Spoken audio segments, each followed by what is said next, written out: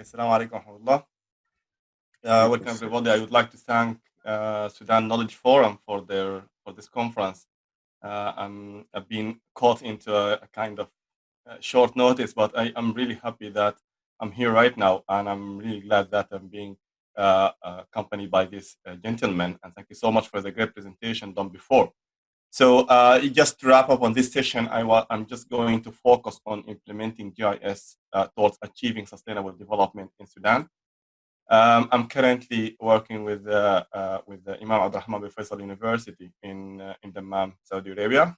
And I'm the head of Continuous Education Committee at College of Engineering. I'm also assistant professor of GIS and Hydroinformatics, and the leader of GIS and Geomatics Research Group at the Department of Environmental Engineering.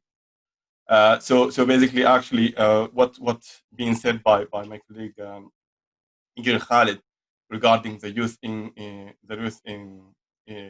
capacity building and focus with engaging them into the current situation and the current uprise and work towards it is actually one of the major things we were conducting at the Continuous Education Committee, College of Engineering. Because we focus basically on a wide spectrum from community service to faculty improvement, like our colleagues, but also with a special focus and a very clear track for the undergraduate students and postgraduate alumni.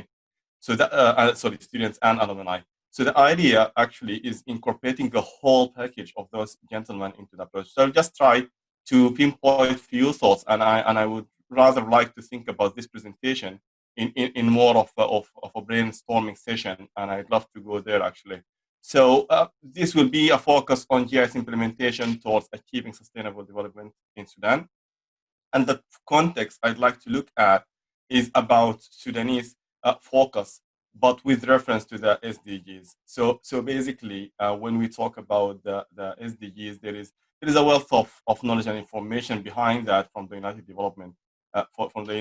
Nations Development Program, the Sustainable Development Goals. You can go ahead and read about it. But the idea is, just for those who haven't been acquainted with that, it has a focus of 17 areas where to be looked at in special consideration and trying to achieve a certain level of achievement based on certain indicators. And this could be happening on a global level by implementation on a more national level and focus on that.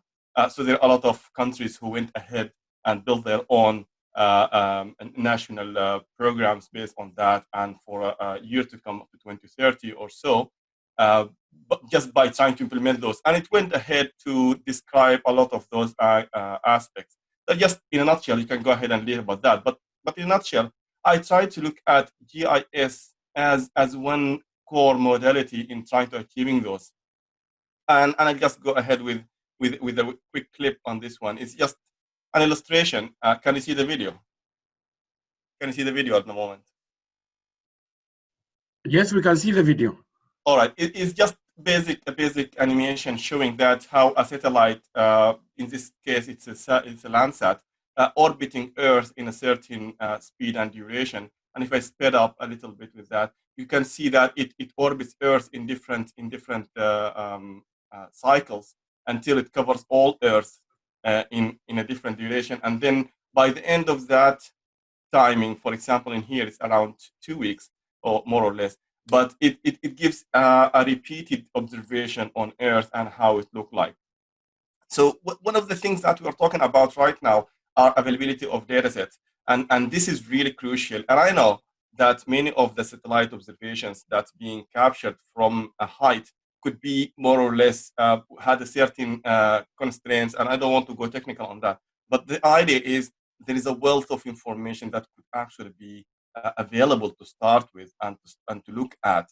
And when looking at some of those specific things, like the different layers, so the idea of satellite capturing this kind of information is as simple as you can think about it as taking a camera shot at that location on this time, but it has different bands basically, or different ways, screens you can call them, and each of those screens will give you a specific filtration on what's being looked at, as if you are taking different shots from your camera towards the same object but with different screens on the way. And by having that done, basically it enables by combining different kind of layers, we call them bands, and giving them a certain kind of colorization, then it can give you a kind of sense on that area being looked at. I'll just speed up a little bit on this one to give you different ways. So now we're looking at a natural look of the area, but selecting different types of bands, looking at the same area, then you can highlight different kind of things that you want to look at between, for example, urban areas and agricultural areas, or soil type, or where the crops are better and less, and so on. Again, different kind of combinations can enable different ways to look at it. I don't want to go technical in here, but what I'm saying, kind of, this is a remote sensing collection of data, and then the analysis will go into a GIS platform. So the GIS basically helps in collecting all of this information. Right now, the one you are looking at are being captured from a distance, and that's why we call it remote sensing. And some of those require ground truthing, as we call them.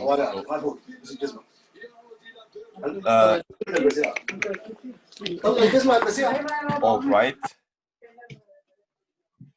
So basically, what I was saying, that this will be helping us in capturing different data sets from ground and utilization. Now, just to go back to the SDGs and how I would rather look at it in a more focused way to Sudan.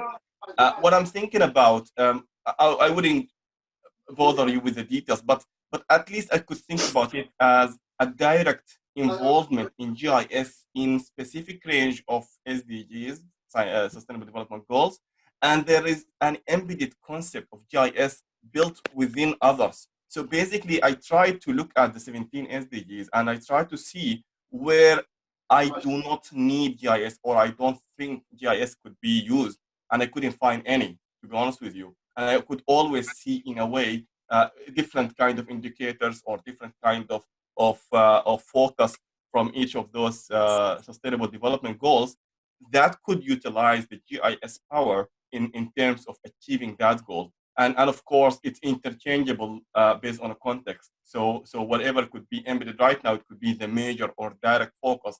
Like, for example, quality education.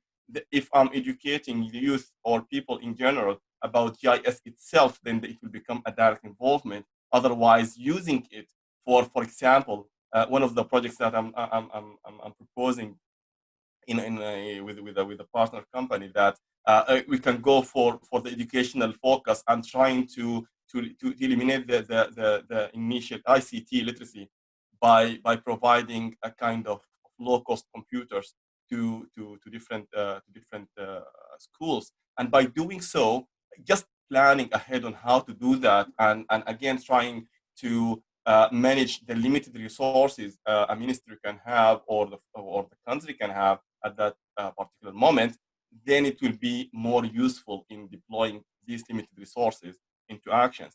I wouldn't want to go more technical on that, but basically, I would really consider realization of current situation at what you call it status quo is really crucial. So knowing where we are right now is really important, as our colleague just mentioned, that that there is a wealth of knowledge available in Sudan at the moment, and Sudanese nationals are also, there is a lot of expertise in the area. It's just a matter now about how to incorporate this into an actual plan. So I'll just try to jump ahead with few nitty-gritty things. Let's look at the challenges that I would basically try to pinpoint, and I'll try to be quick on that. Try to group them into 6 basic things, like diversity of stakeholders. So we have different parties when we are talking about Sudan as a global community, as an overall holistic view. So there is an institutional kind of stakeholders. We have local communities, we have technical communities, and political communities. Data availability could also look again into different ways based on transparency concept or public dissemination. Now, like the one I showed, right, the example of Landsat or different other satellites, these are public domain datasets, could be downloaded, could be availed and looked at. However, transparency with detailed kind of level is also crucial in order to enable helping the technical part of the story into helping decision makers in creating or deciding on an informed decision.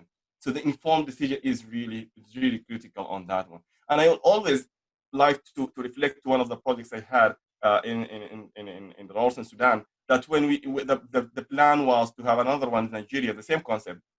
We had a project plan to site visit between 2 weeks to 3 weeks. And of course, whoever worked on site would know that a day means this X amount of money in terms of hiring vehicles, hiring security, even the laborers with us, the whole package of payments that has to go per day. So the moment I had to go a little bit before the site work and sit in my office like for 2-3 days and making different kind of scenarios and plans and updating these along the way, where every day we're going to the site, coming new data, always able to minimize that time. So if the plan was 10 days, I'm finishing in 6 or 7. If the plan was 15 days, subhanAllah, it's always happening like that, just simply by getting those public domain data sets, initial investigation, site routing, and then deciding on that and using the GIS technology. So this could be rendered into, when you are talking about a ministry level, we're talking about governmental level, then we're talking about a lot of resources that are basically wasted instead of could be utilized somewhere else by proper management of the plan.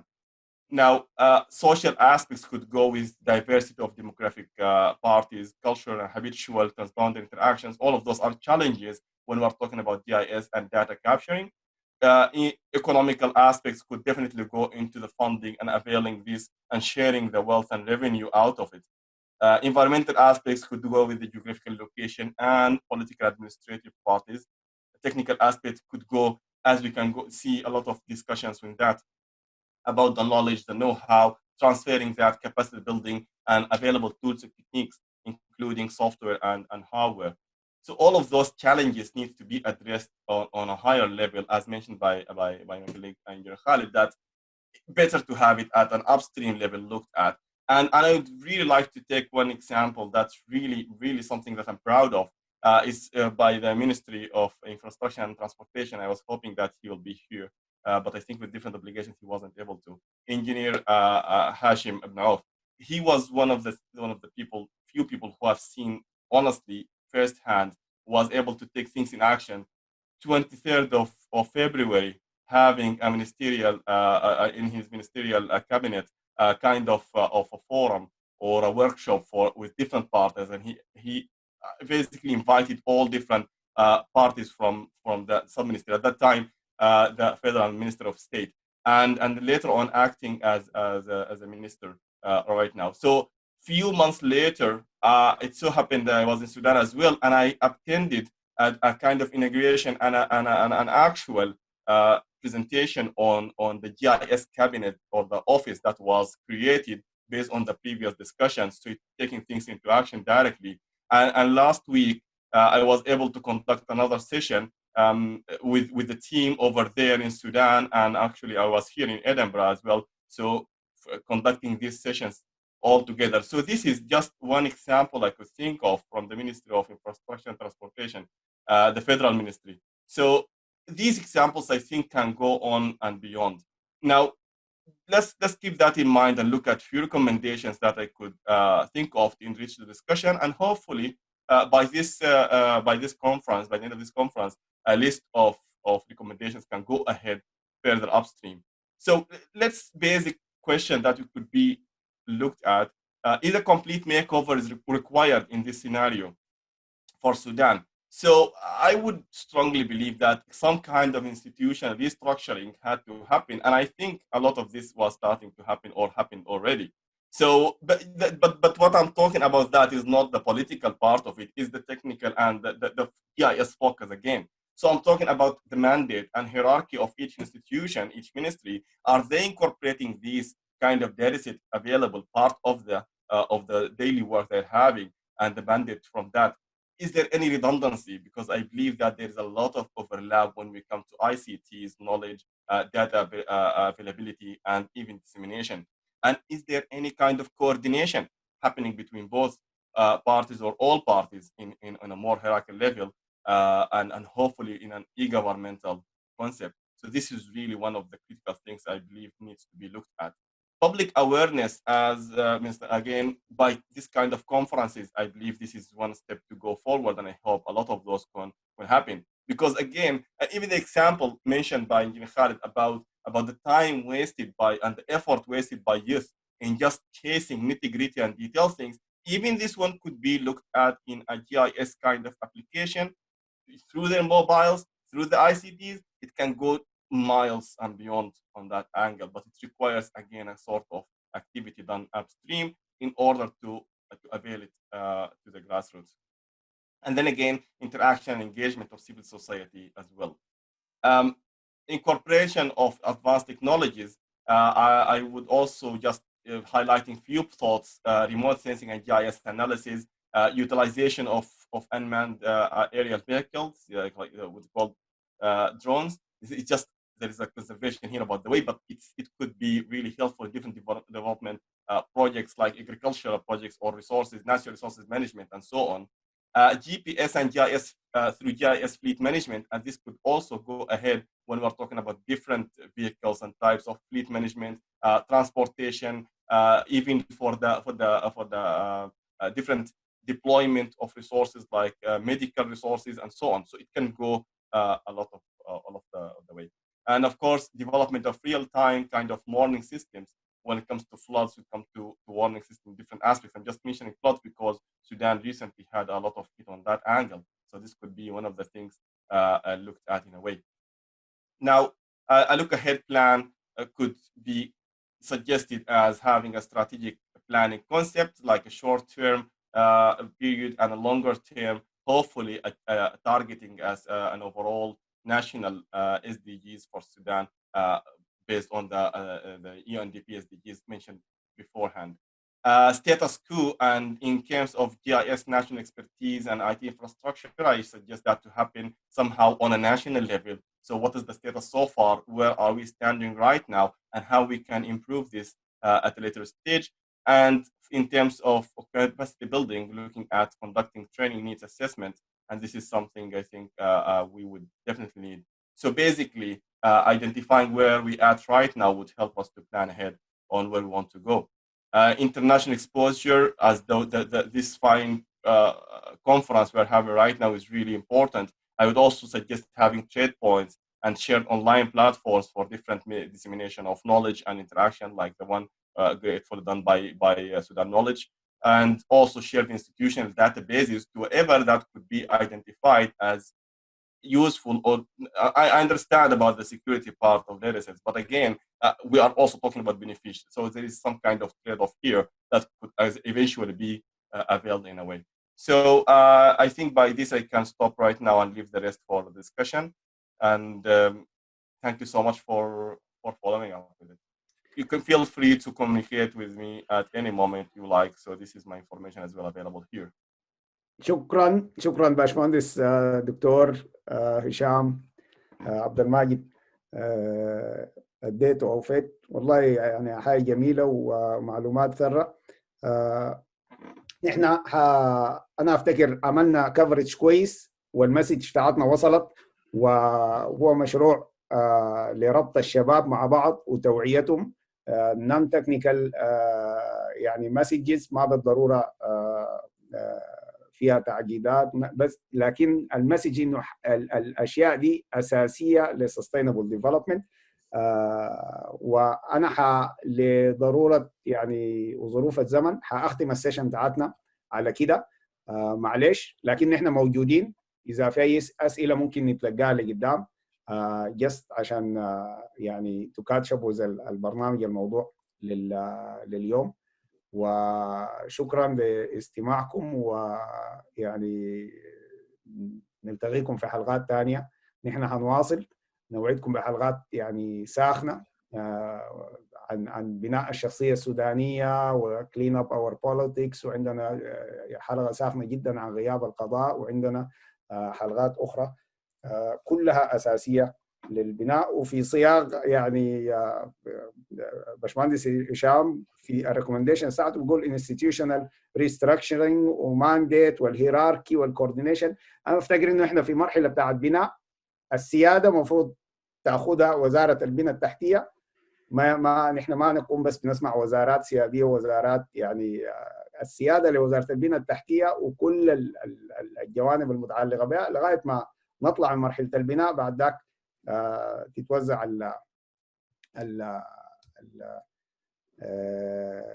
المسميات.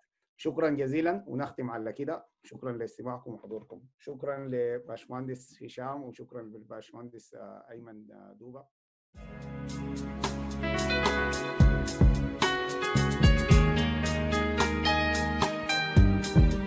بنحلم بفضاء أوسع، بنحلم بزمن أجمل، بلاد ميلاد، بلاد ميلاد. بنحلم بفضاء أوسع، بنحلم بزمن أجمل، بلاد ميلاد، بلاد